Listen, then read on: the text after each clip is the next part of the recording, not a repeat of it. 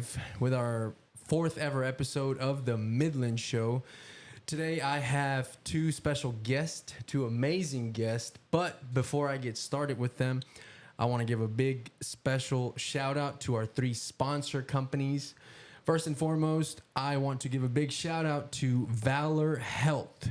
If you or a loved one is ready to get down to your ideal weight, please stop on by. We are located in Irmo, or visit them online at www.valormedspa.com for a free consultation with Dr. Han. We are also brought to you by Horsepower Crane and Rigging, serving Lake Murray, Prosperity, Chapin, Lexington, Columbia, Sumter, Florence, and Greenville. We are also brought to you by Midland Company. Established over half a decade ago, Renee and I have made Midland Company into the premier framing company of the Midlands, serving all of South Carolina and recently stepped into North Carolina and Georgia. So if you are ready to get your next deck, your next fence, it is tax season, so keep us in mind. And now I want to introduce you guys to our two guests. This episode is special because for the first time ever, officially, we have shot a few episodes with other guests, but they did not make the cut because there was a lot of cussing involved. I want to introduce you guys to our first guest. He is also our co-host for today's episode. He is also my brother and business partner, also the president of Midland Company. Please, guys, welcome the powerful and wise Renee Rodriguez. Howdy. And now for our second guest. She is a young and aspiring real estate agent. I have had the pleasure to interact with her twice already, and I have seen that she is a young professional, and she is ready to chat with us today and tell us about her experience in her industry. Please, guys, welcome our fourth ever guest, the young, relentless, and wise Lesslie Haro. I'm so excited to be here. Really nervous, but I'm really excited. Thank you guys for having me. Yes, thank you for joining us, Lesslie. Thank you for joining us. Well, we'll get right into it. I know last time we chatted, it was about a month ago or so. How long ago was the Home and Garden show? 2 weeks ago? Was it 2 weeks ago? Last week? Yeah. Why does it feel like it was a month ago? It was 2 weeks ago, I think. Wow, time flies like that. Also, thank you for stopping by and showing support. For sure. I thought I was going to win the giveaway. Oh yeah. That was awesome. That was really smart. Yeah, I found out yesterday that he came on by and got his money. Prize, Yeah. Well, like I said, so we met I guess 2-3 weeks ago, and we talked about this. Let's just get right into it. I know you said you don't want to put it as like ambition. So I'm gonna say energy. Your energy. How has your energy shaped you to pursue real estate? And tell us a little bit about yourself before you get started. Okay. So I was born and raised here in South Carolina. I'm currently 21 years old, and I got my real estate license, I think, as soon as I turned 19. So I've been doing this for a little bit, but in this industry, 2 years is really not enough to say that you've been in it for a while. So my energy, I guess you could say, going back a little bit, I guess my personality didn't really clash with like my old job a little bit. So I was thinking of other ways to get into another industry where maybe I'd be a little bit more comfortable, I guess you could say. And then at that time, I think I had seen like videos on TikTok where people would say how rewarding this industry was. And I had seen a little bit with like my parents and the examples that they had set for me with like either investing or flipping. So it was something that I wanted to get into. And I think so far my energy is just where I'm just receptive to all the information I'm getting right now. So might not come up here like as an expert just yet, but I'll get there soon. Interesting. Was real estate always the goal, or did you just kind of No, it was dive into it? it was never the goal. No? No. I actually got into this to, I guess, in like fast forward from now, go into the investing side I got of this. But I actually am really enjoying the agent side of it so far. So no, real estate was never really the goal. I did high school online, so I did graduate a year early, and then I was like, now what? Where do I go to college, or do I go into another career? I wasn't too sure yet, but no, real estate was never really something I wanted to grow up to do. No. I got you. I got you. You mentioned your parents. You mentioned that you learned a lot from them. Talk to us about work ethic. Is this something that was instilled from watching your parents as growing up, or? I think so. I think, my mom and my stepdad were very different. So my stepdad was more of like, you go after it, you learn as you go. And my mom was more like, no, you have to like calcula bien and study before you get into something. Which I did a little mix of both, because I'm sure you guys could relate that this industry isn't something where you can learn everything and then jump in. You kind of have to jump in and learn as you go. So I would think that that's something that passed down to me from my parents, for example. Yeah. Yeah. I know. Do you want to chime in on our parents and how their work ethic has influenced us? Yeah, well, I was going to ask you how you got into it originally, because for us, framing was kind of hereditary. Our dad has been framing for about over 30 years. And like you said, when high school came around and graduation time came around and everybody was applying and, what college are you getting into? Did you take the SAT, this and that? And you're kind of the one looking like, Yeah. college. Yeah. CU, Construction University. So that I knew kind of was always in somewhere down the road. Just Right. didn't know when it was going to come around, because when DACA first came out, I was like, you know what? I can't wait to get out of construction. 'Cause they're brutal. No, the summers are brutal. The winters are even harder. But Harsh. yes, whenever I got my permit to legally work here in the U.S., I couldn't get out of construction fast enough. I did some odd jobs. I had some. What do you mean by odd jobs? I had some. I used to fish a lot. Okay. And I had this job cleaning the Blue Cross Blue Shield that's off I-20 at night. So during the day, I would just fish, and at night, I'd go in at like 6 o'clock in the afternoon and clean till like 3 a.m. And it was an experience, you know. Then I worked at a nursery for like a couple days, and I was like, you know what, I'm prolonging. This is after I left CC. I used to manage the 3 CCs here in Columbia.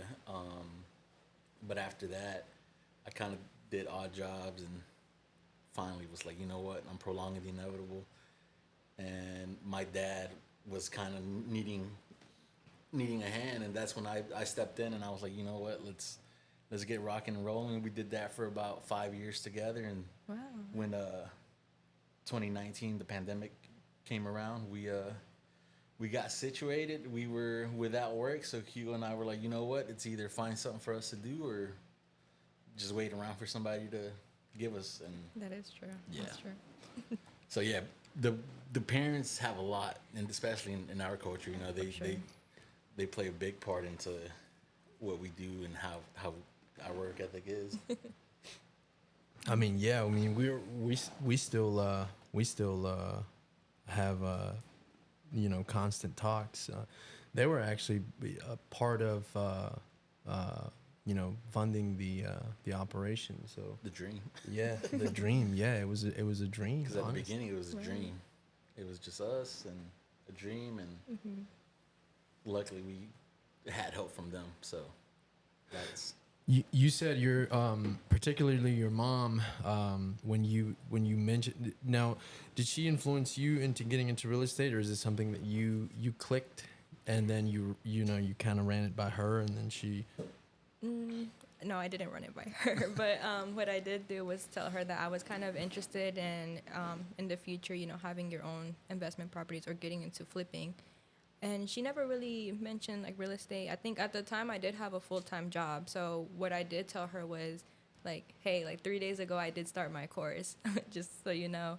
And I think that that's what I'm planning to do. And she was like, okay, like, pero, just think about what that means. I mean, you're leaving a full-time job to go to something commission-based, and to just think about that. But if that's like the decision I wanted to do, then by all means. But she was, no, she was never like the type to be like, you have to run it by me and stuff like that. No. And no, they didn't influence me to do real estate. Like when I say that I got the, I guess, example from my parents is that they too also wanted to have rentals just to have like income coming in, which that's something that I also wanted to do. But no, they weren't like agents, or they didn't grow up in doing any of that stuff. A lot of the things they really didn't understand what it means to be an agent, but they were like, "Te apoyamos," like we support. They were very supportive. So. Good. Yeah. That's yeah. A lot of Latinos are developing. What I've noticed is in the recent years, a lot of Latinos, when they establish themselves in the States here, they're developing a portfolio of properties, and it's helping them secure, I guess, the American dream, Right. we can say, or financial freedom. One step closer to financial freedom for sure. Have you ever worked with people in the trades and thought like, man, this person should be investing in flips or owning property? Because I know like investing and owning, it's a very general term, but you ever look at people and be like, this guy's got ideas, but he maybe should be exploring other opportunities, like making their money work for them? Yeah, I mean, I would think so. Like, if that's something that people are willing to do, not everyone wants the responsibility of being a landlord. Like, I totally get that. Yeah. But there are a lot of people that, their personality would fit to do that. And if they wanted to do that, then, I'm a real estate agent. I sell houses. So I would think so. What advice would you give people that want to start investing in real estate, or what's one piece of advice that you have For investors? for investors or for... If you wanted to start, I think don't get too caught up on the education side of it. Of course, it's smart to understand like what all you're going to get into, but I guess I say that because I've seen a lot of people where they spend a lot of money on courses. Nothing wrong with that. But a lot of money is stuck in studying and learning the technical or all that. But all of that money spent, like, that could have gone into your first project and like learn as an experience from there. And really just equip yourself with like the right team of people around you. Like, you don't necessarily have to do it all by yourself especially if you're new. I think what you just mentioned is analysis paralysis, right? Yes. When you overload yourself with knowledge, and then you're kind of like, What do I do now? what do I do now? Yeah. I feel like I need to learn more. Which, like you said, yeah, it's not a bad thing, right? Because, I mean, the more knowledge you're equipped with, the more, the better, I guess, you are at tackling whenever something pops up. But sometimes it does immobilize you. Yeah, You're it like, does. I should prepare more rather than taking the first step, which is the most important one. is there a particular person that comes to mind that has mentored you to funnel your energy to continue this journey that you're on?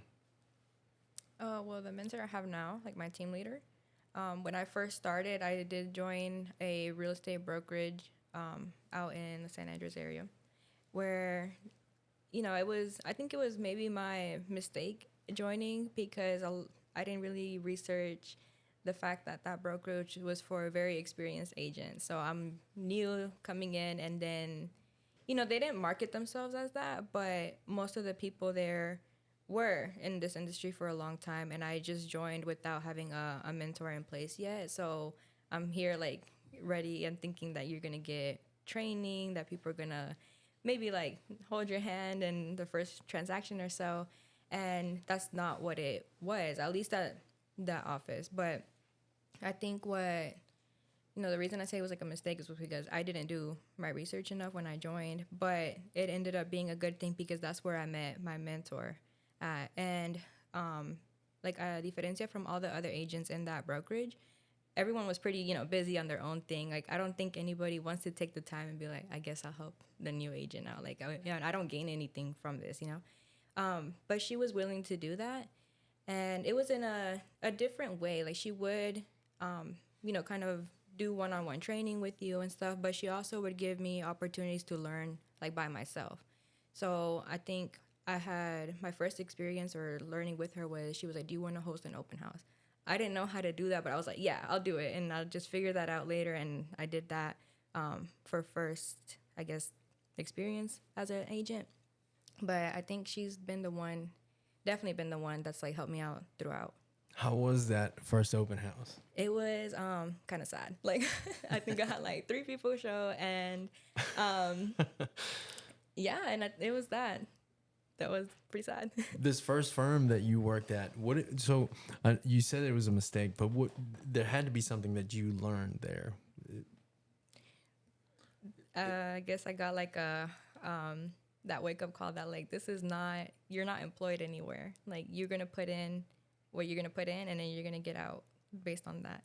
And that's what I did learn from that one. Like it wasn't that it was a bad place to work or anything. It's just like I didn't realize that I'm new and I'm going into somewhere where like everyone's their experience, they're busy, there's not one-on-one training for new agents. Like it just might not be the right fit for you. But I ended up meeting my team lead that I have now through that firm. So I don't regret it. Yeah. Nice. Wow. Yeah. Right into the pit with the bull then, right? Was there ever a moment where you thought of like, you know what, this might not be for me, and how'd you push through that, or has that time not come yet, or? I think about that every day. Yeah. But I think about that, and then I think also I'm at a point where if I quit today, like 5 or 10 years from now, I can't really say that, oh, I tried it out, because 2 years isn't enough for this industry to say I tried it, you know? Yeah. That's not enough to have experience, or enough to have, I guess, enough your name to be put out there, enough to say that I tried. No. So no, I don't think of quitting anytime soon. I mean, real estate is very competitive. Like Yes. It's a very competitive market. How do you set yourself apart from other real estate agents or people in real estate? Well, it is hard to set yourself apart. One, because of my age, where I'm like, you know, who's gonna trust me as like when I started 19, 20-year-old to trust them with like the biggest purchase of their home. Yeah. So my biggest thing was I just need to know exactly what I'm doing. I need to equip myself with that knowledge. I need to separate myself where I know how to handle certain situations. I know how to handle certain clients, and everyone's situation being different. So, you know, it might seem like the the way to set yourself apart is to equip yourself with knowledge. But currently that is kind of where I'm at right now, where I'm just trying to learn as much as possible, and not just by the books, but with people, getting to know people and their situations. And I think that that's what's setting me apart a little bit, where I'll be able to say, I've seen this before, I know what to do.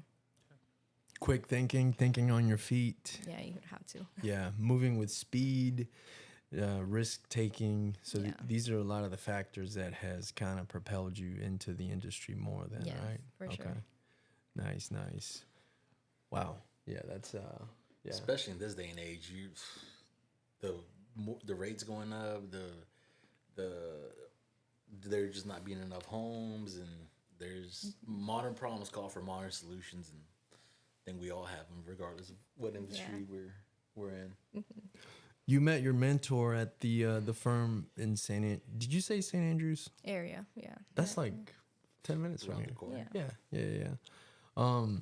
So how has this person affected your career since you've been in it? I think she gave me a sense of peace, in the sense where before I met her, or before interacting with her, I was very lost. Like I didn't, you get your license and you're like, now what? Like I don't know what to do. I don't know how to go from here. And she was just very available to help me in any questions that I needed.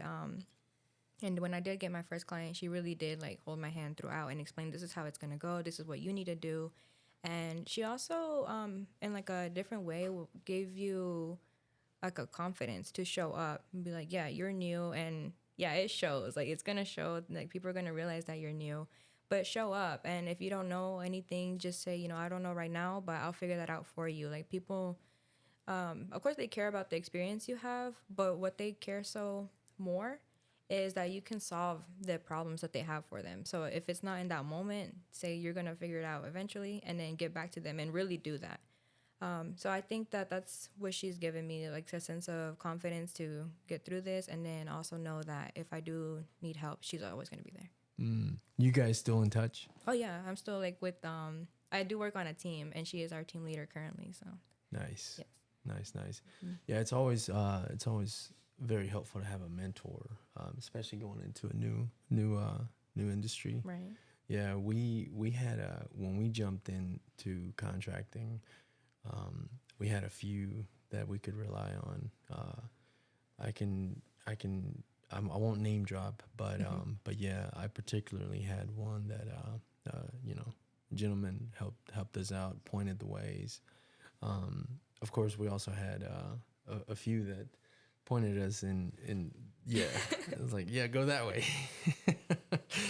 Have you ran into that? I'm just curious if you've ran into maybe agents that you asked for help and they were like, yeah, go that way.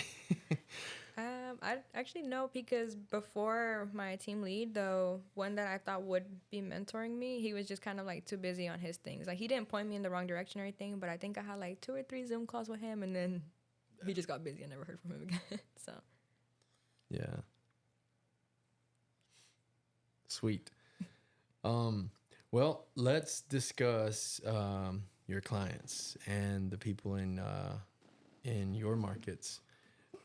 Where do you mainly operate, Lesslie? I mean, looking back at the past few transactions, I mean, they've been in Swansea, they've been in Lugoff, I've had an Aiken, so I would just say the Midlands area. I gotcha. What?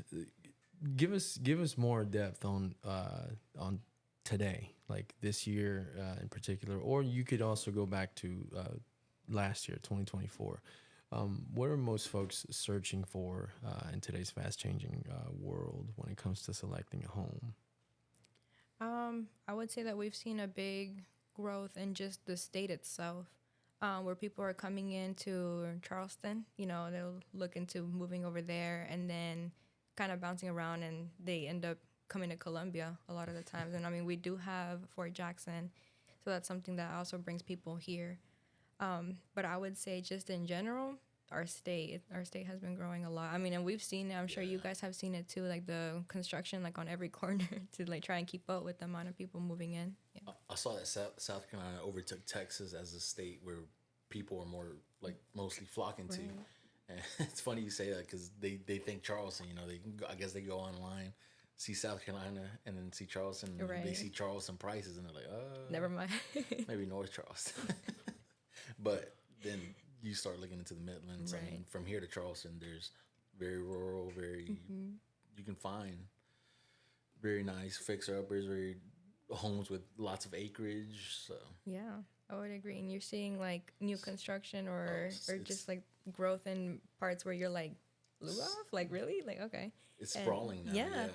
I saw this article about the Piedmont area from Atlanta, Metro Atlanta, northeast of Metro Atlanta, all the way up to Virginia. It's called the Piedmont area. The weather's nice year round. It's flat, buildable, and just the southeast is gonna be like the mecca of the population here in the U.S. And I think we're seeing that now in South Carolina, Winsboro, Ridgeway.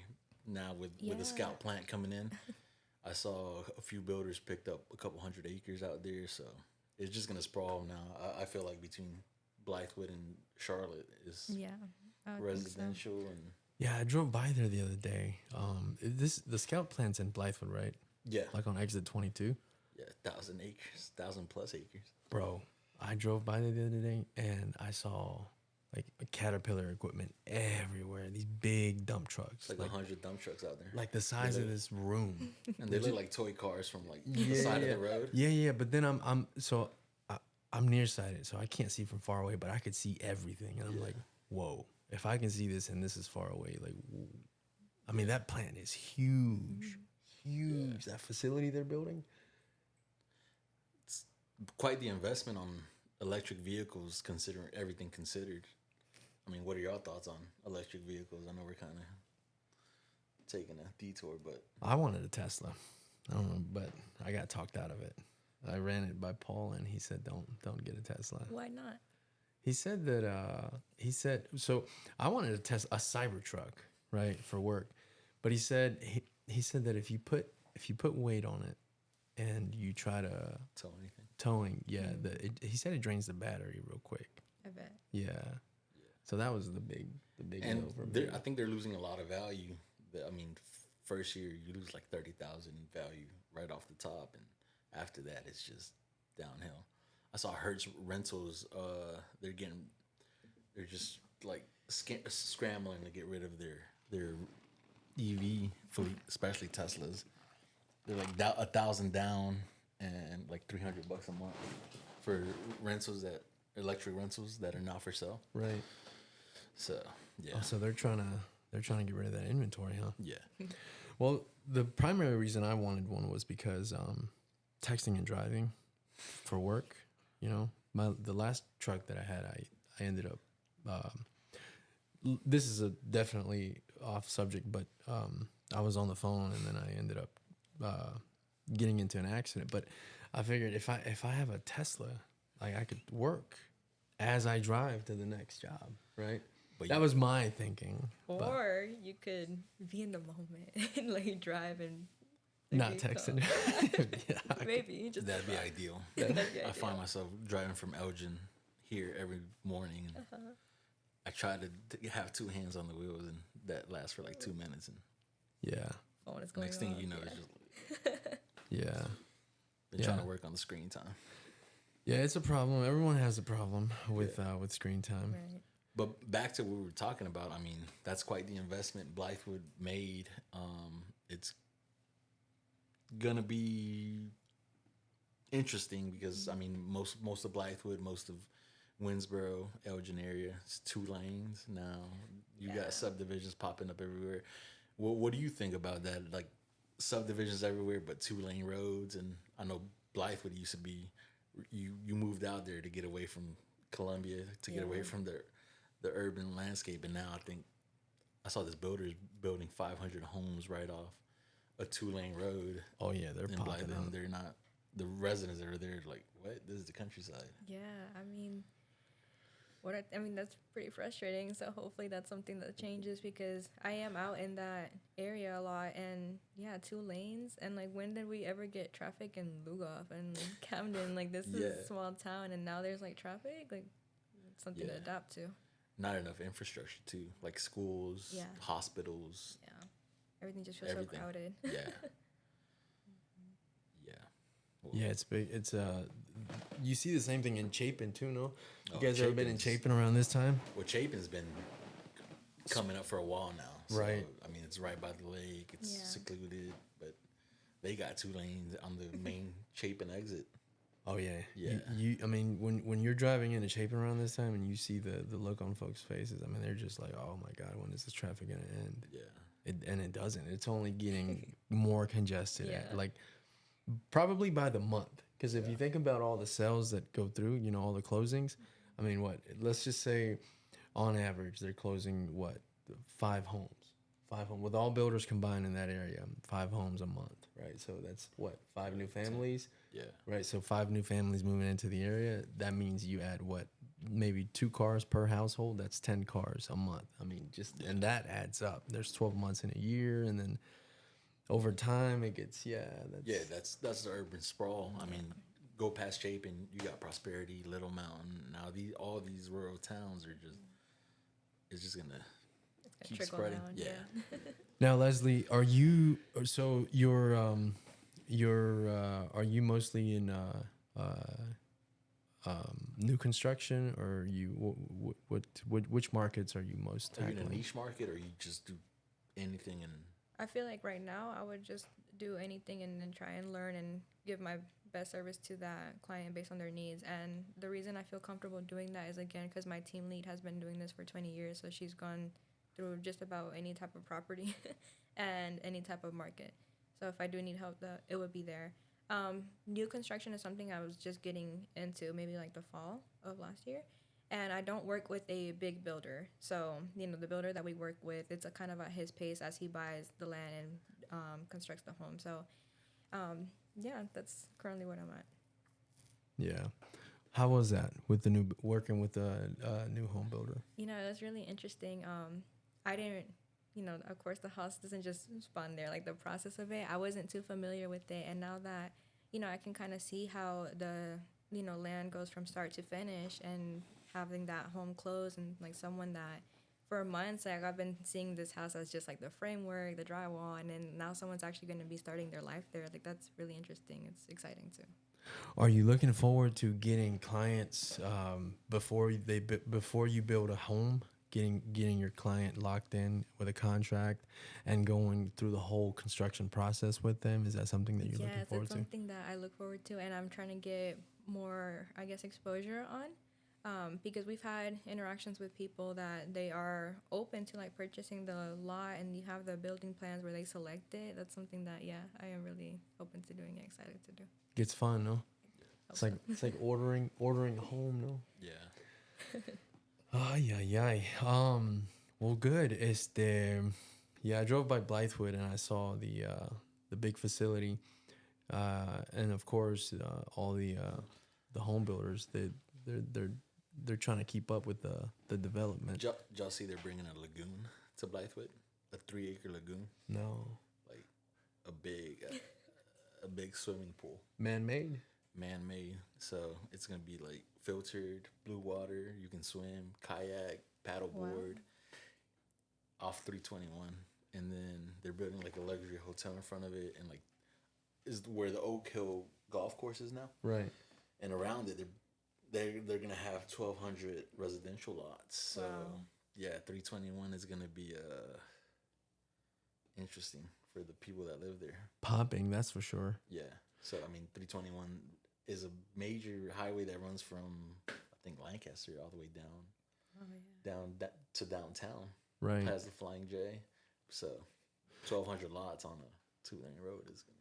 Yeah, and it almost feels like it's gonna connect the populations that you have living up north, like Fort Mill, with Winsboro, like you said, Lancaster. Those areas are eventually gonna connect to North Blythewood. Well, I mean, what happened in Charlotte? Like now, the suburbs is all the way as far down as Fort Mill, Lancaster.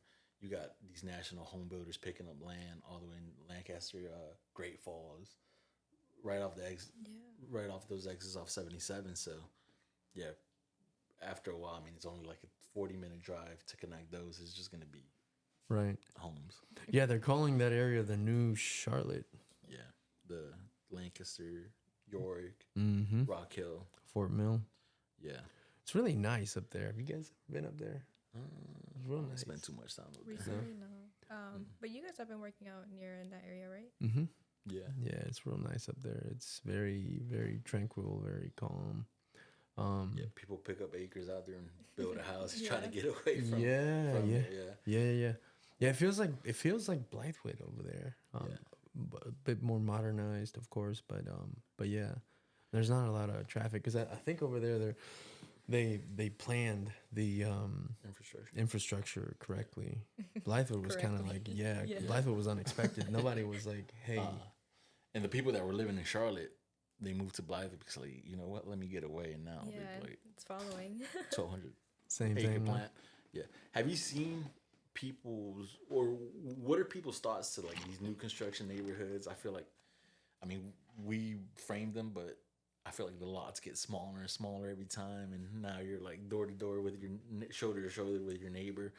When you get clients, are they more lean into new construction, or are they turned off by such clustering homes together, and they're like, no, you know what? I want something that's got a little bit more character. Because what I've noticed is that these homes that have been built in like the 70s, 80s, you drive into a neighborhood and they're all different. They all have like, whether it be like a monopitch, a curved entrance, or something that sets it apart rather than having 5, 6, 7 models of the same home in a neighborhood.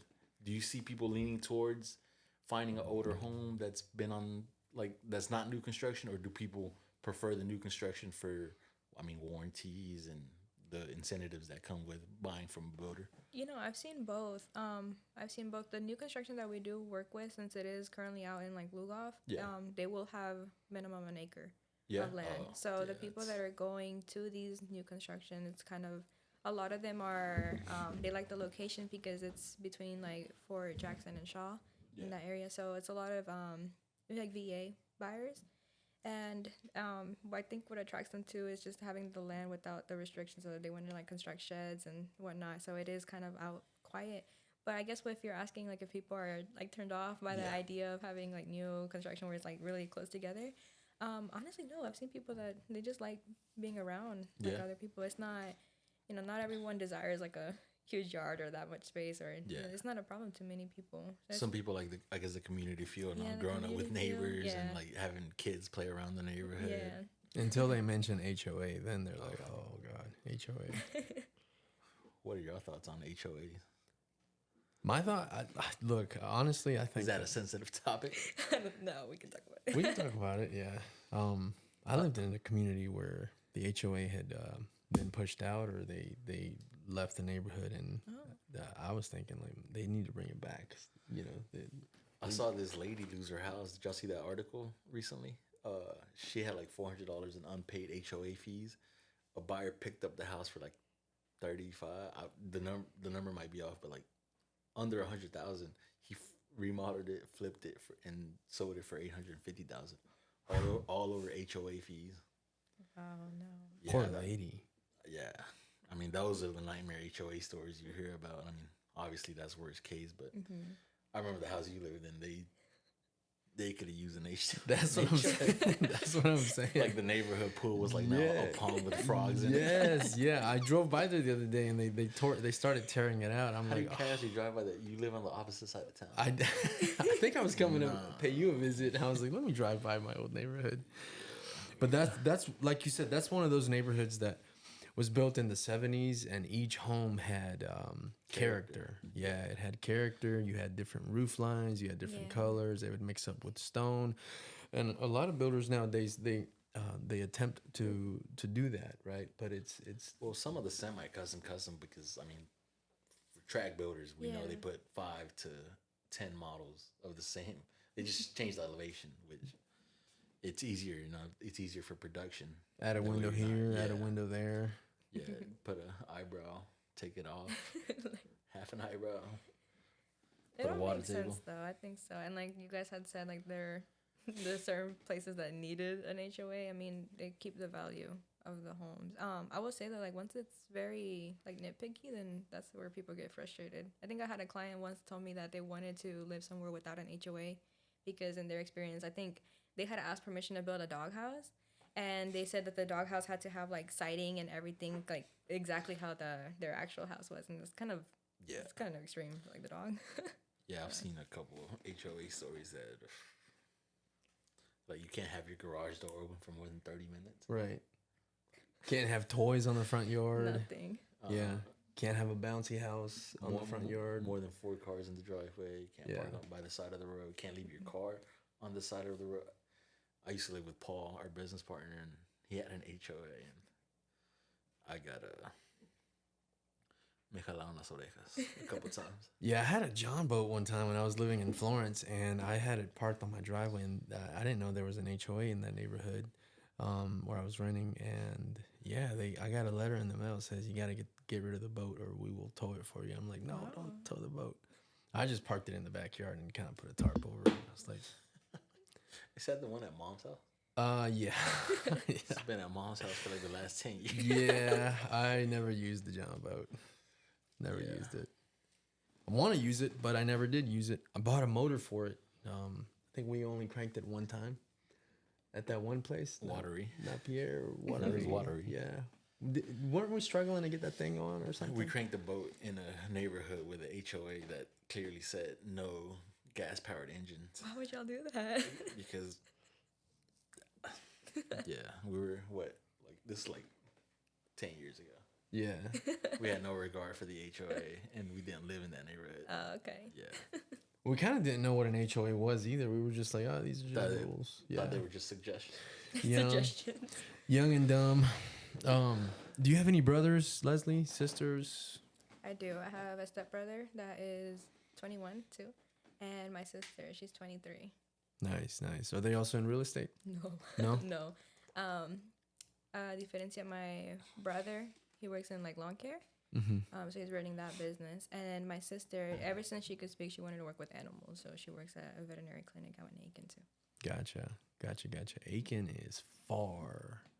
But the cool thing about Aiken is you get on 20 and there's no traffic. Be there in 45 minutes. Aiken's beautiful though. It is. They got like the whole equestrian vibe going. Yeah. Like horses and that's all. That's like their theme, no? Right. Yeah. Yeah. I saw the Camden Cups this weekend. Camden horse races. Yeah. You went? No, it's this Oh, weekend okay. coming up. The steeplechase, or I don't know. Are you going? No. How far is that from your house? That's not too far from you, know. Camden is 20 minutes. Depends what time of day you go. If Right. you go down US 1 mid morning, it's like a 40-minute drive. Have you sold any homes in Camden Kershaw area? Kershaw area, yeah. Yeah. So I remember a few years ago, that area used to be appealing, mainly because property taxes were low. Is that still the case over there? Yeah, that's still people still benefit from that. Not only that, like a lot of the homes, well, I don't want to say a lot, but the ones that we worked with, they do qualify for USDA. So, I mean, no down payment is something that's going to attract people. So. You actually helped me put in an offer for my neighbors, which they kindly told us to fuck off. But it was for sale for $42,000. Some guy paid $69,000 for it. They paid over. They paid well over. Wow. So now I have a new neighbor. Shout out Winston. I don't know if I feel like he keeps tabs on me. So. Oh gosh. Hey, You know, Winston. I wasn't sure if you like remembered me to be that agent. Yeah. Yeah. Okay. I was thinking. I was like, you know what? I got to submit an offer. I was like, I only know one. I'm not gonna Google, but I was like, you know what? Yeah. Let me send her a message, and we put in an offer, and they kindly declined. Proof that social media works then. Yeah. Oh, definitely. You know what? If you get your name out there enough and associated with what you do, when people think of a real estate, you know, Yeah. when the bulb turns on. Yeah, that's how we found you. Yeah. Yeah. Through marketing. Tell us about that. Let's dive in on that. How has social media helped propel you in the industry? Well, I would just want to start to say like social media is such a big part of like our industry, and so big that I haven't mastered it yet. Like with how much consistency it requires, how uncomfortable it is to get on camera and like start talking, and really putting yourself out there, you know. But it's paid off in the sense where like you are reaching to a lot of people, which that can be a good thing or bad thing depending on how you're portraying yourself online. I think my goal was to just be on social media and be more of like a trustworthy source where, you know, I can speak on the experiences I've had or what I've seen so far, purchasing either land or new construction homes, and just be able to educate people. I'm not really so concerned about being on social media and like painting a certain picture or image of like myself, or, you know, that's not, it's really just to connect with people. At least that's what it was supposed to be. So we're not gonna see you like throwing No, $1 no, you're not gonna see that. You're not gonna see. Putting your face in a bowl of Saratoga water. No. I gotta try that sparkling water. It's pretty good. We don't have the other sparkling water in here anymore. The green ones. What are those called? Budget cuts. Budget. That's what it's called. Is that what that was? Is that why I haven't seen those anymore? Oh, God. God, I'm in here dying of thirst. I need my sodium, man. Yeah, social media is a powerful tool, especially the meta platforms. We just got on TikTok not too long ago, and from what I've seen, you get more views on TikTok. Yeah, but it's a double-edged sword. You got people supporting you, or you got people just like laughing at you or something. It's because the algorithm just works really good on TikTok. Like, you don't have to be on TikTok and, I don't know what you think. you know, you just scroll. Like, if you scroll on Instagram and you like things like a certain topic, then only that's going to come up for you. Yeah. So you've already filtered a lot of people that they're not liking real estate posts. They're not liking certain things about, like, South Carolina. So it's, I guess, harder to reach people on Instagram and on Facebook. I mean, they have their benefits, but on TikTok, it's like you put it out there and you check and you're like, 2,000 views. Like, who's watching this? Like, I don't like who's watching me do this. Who's laughing at me? Who's laughing at me? I get nervous when there's like you see like 10 people shared it. I'm like, who is know. sending this to their Who's friends? And talking like, about me? look at this dude. Like Hugo uploaded a video a couple years ago, like early stages, and Years somebody ago. commented he looks goofy. No, that was No, not. yeah. That was to keep it lightly. That was not what they said. Yeah, we won't say what. Right, what they actually said. Yeah, it was a video Along of me those on stilts. Right, I was wearing like 4-foot stilts. Right, which probably 6 wasn't. foot fence. Yeah, it was probably not like safe. OSHA approved.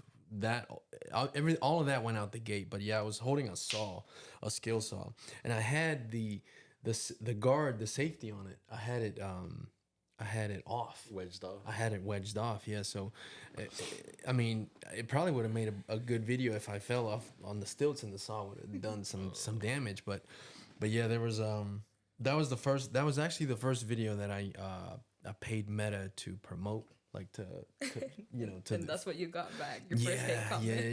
yeah. A couple. Oh, Yeah, really? yeah, it was like, why is he on stilts? He was like, does he not realize that he can just cut it on the ground? And it was, yeah. It got traction, though. It got, yeah. The thing about social media is that all attention is attention. All attention, yeah. Yeah. Yeah. All publicity is good publicity, they say.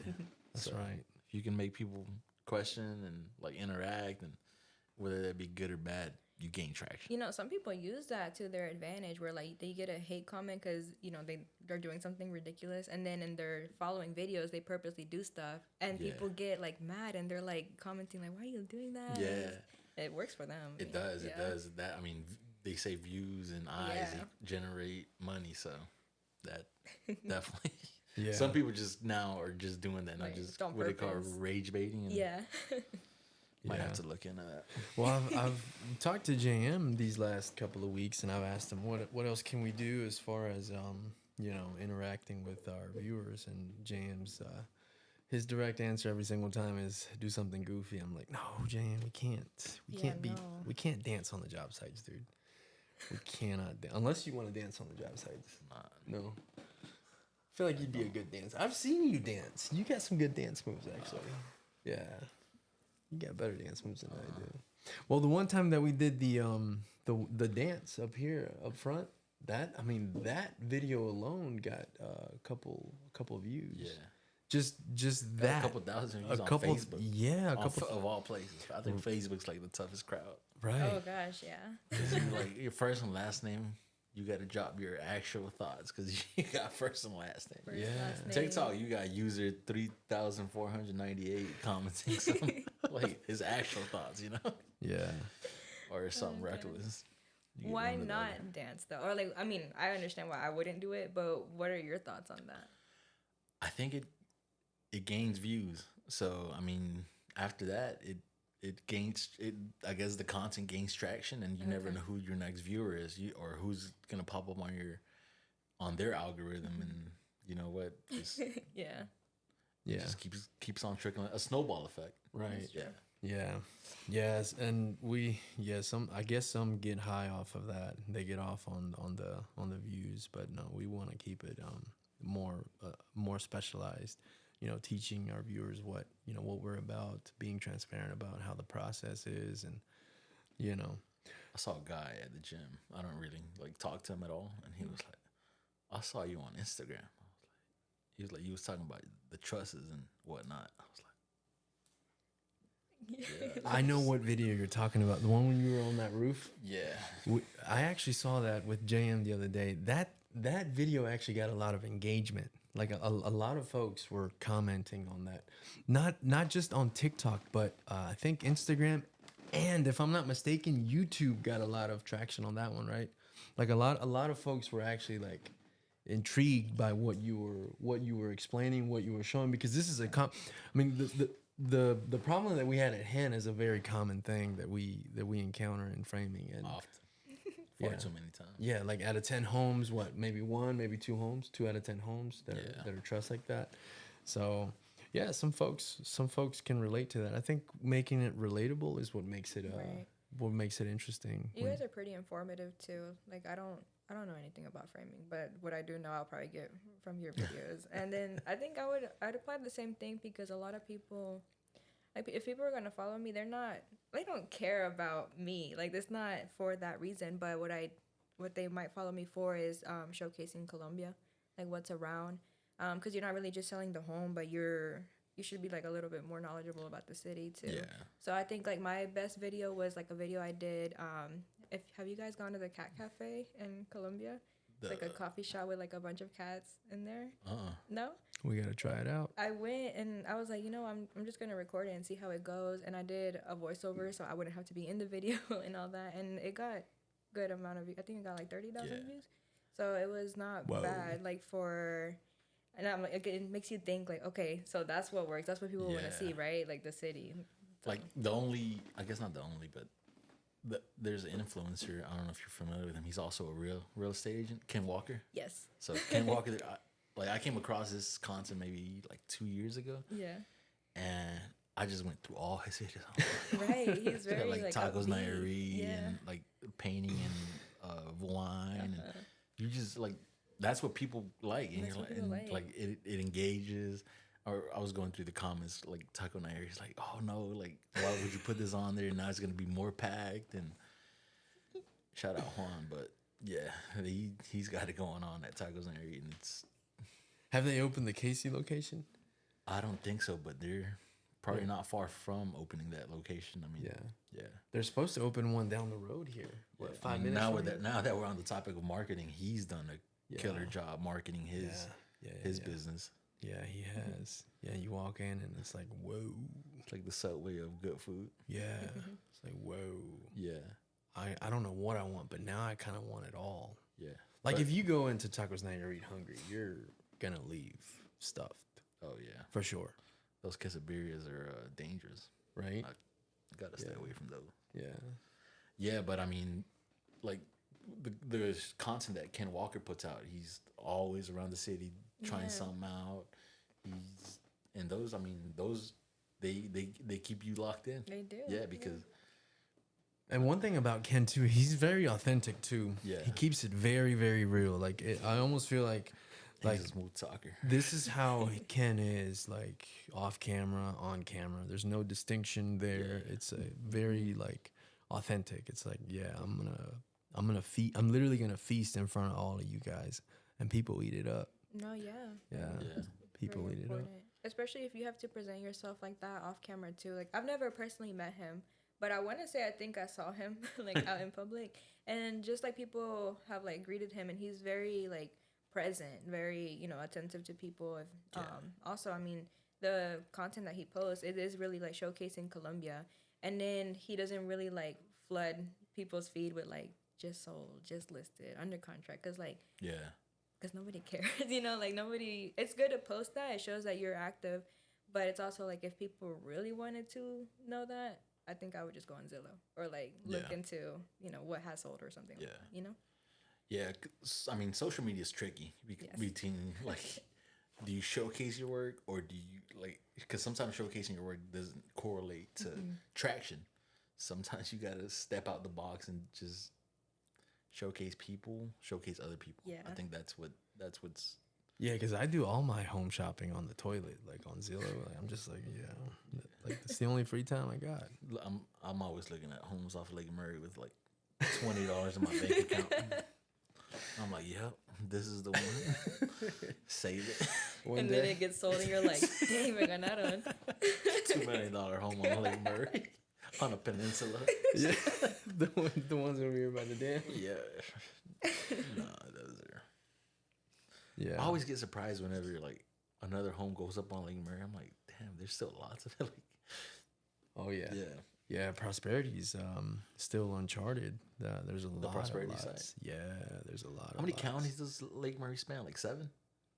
Like 7 homes? I feel like you would know that better than I would. Because I'm only thinking. Jane, can you check that? How many counties Lake Murray spans? Yeah, it's huge. I mean, it is a huge lake. I mean, I'm nearsighted and I can see it on the map from here. Like, it's huge. I mean, from here to Prosperity is almost an hour. Yeah. like deep prosperity up there, it's almost an hour, and we're in Irmo, right? This is And then having to drive around the lake. When somebody tell you it's right by Lake Murray, but they're talking about like The other side. the other side of Lake Murray. Leesville. Saluda. Yeah. Yeah. Cool thing too is if you got to get to Lexington and you're in Prosperity, you can kind of loop around the Leesville area. You don't have to, go around. 26, went back to 20. Yeah. Yeah. Oh, and they got 26 fixed up, kind of. Kind finally. of. What was the point of that? That new exit that I is think- just kind of stretches more back Yeah, because a lot of people would like line up to get in there, so it's like move the line to the side. and put a barricade so you can't cut the line. Yeah, and then the other exit, see you in 10 years when they fix it, I guess. I used to enjoy cutting the line. I used to enjoy not getting in the line and going around, like when you're like Right. 4 counties. 4. Was it Leesville, Lexington, Newberry, Richmond, Saluda. Richland? Yeah. Saluda County. That's 5, no? Lexington, No, 4. Richland, Saluda, Newberry. Big. Yeah. Huge. Yeah. 26, I feel like will be worked on longer than Hardscrabble's been worked on. They finally wrapped up Hardscrabble. Did they? No. That From 4? the- No, they got the ends. So they got the 4-way where Reimer Pond Road, Hardscrabble, Elgin Blythewood. And then they got the other side where Farrow Road, 277. Not 270, Farrow Road Yeah. and Hardscrabble. They got those, but like in the middle where like Ridgeview, Summit, it's still. It's still there. Like the cones have been there for so long. They're like white at this point from Yeah. the sun damage. It's been there for too long. They were working on Hardscrabble when I was in middle school. One And thing. that was, needless to say, a long time ago. One thing that I always encounter when I head to that side of town is there's an intersection. You guys know exactly what I'm talking about. It's where that Planet Fitness is on Killian Road and Hardscrabble. That intersection. There's always an accident there. There's always an So accident. Clemson turns into Killian. Yeah. Where Clemson. Yeah. I've always seen people hit other people in that, and I don't know why. Do you guys know why? Why there's always accidents there? 4-ways are not the safest. Yeah, I don't know. I don't know what it is, but I'm like when I'm there, I'm always on my toes. I'm like, yeah. Yeah. Like, I heard from Will. Will's our crane operator. He used to work for DOT, and supposedly DOT subcontracted Hardscrabble when they first got it working because the DOT was busy elsewhere, and they just had subcontractor nightmares. Not them not showing up, them dropping the gosh, ball, them having to yeah. get replaced, and it's just that's a whole another can of worms about explains it, yeah. government contracting, subcontracting. it's really interesting that you see them working for 3 days and then you don't see anybody there for a month. Like, what's that all about? Yeah, I don't. Get paid, go on vacation. Interesting stuff. Well, they're still working on bridges that washed out in 2015. From the 1,000-year flood, Yeah, that was crazy. How it rained for a month. Were you remember in the that, States? 20? Were Yeah, you in Colombia? I was out in Elgin. Oh yeah, it's been that long already. Yeah, 10 years. 10 years. Yeah. October, I remember that. Yeah. Yeah. Garner's Ferry was like underwater. That whole area, no? Well, yeah, the whole Garner's Ferry, Rosewood. That was Underwater. yeah. 1,000-year flood. Yeah, I remember it wouldn't stop. It wouldn't stop raining. They're still working on a bridge in Elgin. 10 years later. Yeah. The Really? one to the Wildwood Lane, like you go down Bowen and It's still under construction. Yeah. Unless they just left the sign there and says local traffic only, but no. it's I tried to go there and I was like, Oh, you know really? what? Maybe they just left the sign and forgot to pick it up. No, they got a crane there hoisting a generator, and I'm Wow, like, 10 well, years there's later. nobody there. They want to make sure it doesn't break again, man. They're putting concrete Están on cuidando. concrete. Yeah. Yeah. Sweet. Well, let's wrap it up, Leslie. Let's also, if you want, you're able to plug your brand, or if you want to, if this is something that Where can people find you, follow you, do business with you? Yeah, so I don't mind putting my phone number out there because it's already out there. But if you did have any questions or were looking into purchasing in this area, my phone number is 803-977-3594. I am also on Instagram and Facebook. I am on TikTok, but like it's there if you guys want. So yeah, that's where you could probably reach me the best at. Call or text, either way. And that is a wrap, guys. If you guys want to follow Lesslie, please follow her on TikTok, Instagram, Facebook, Facebook as well.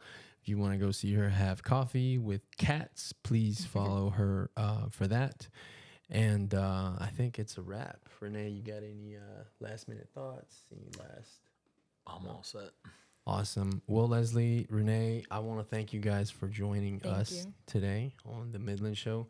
I think that this is the first of many episodes, and we're very, very, very thankful for you guys joining us this morning. Thank you for having me. This was fun. Thank you, guys.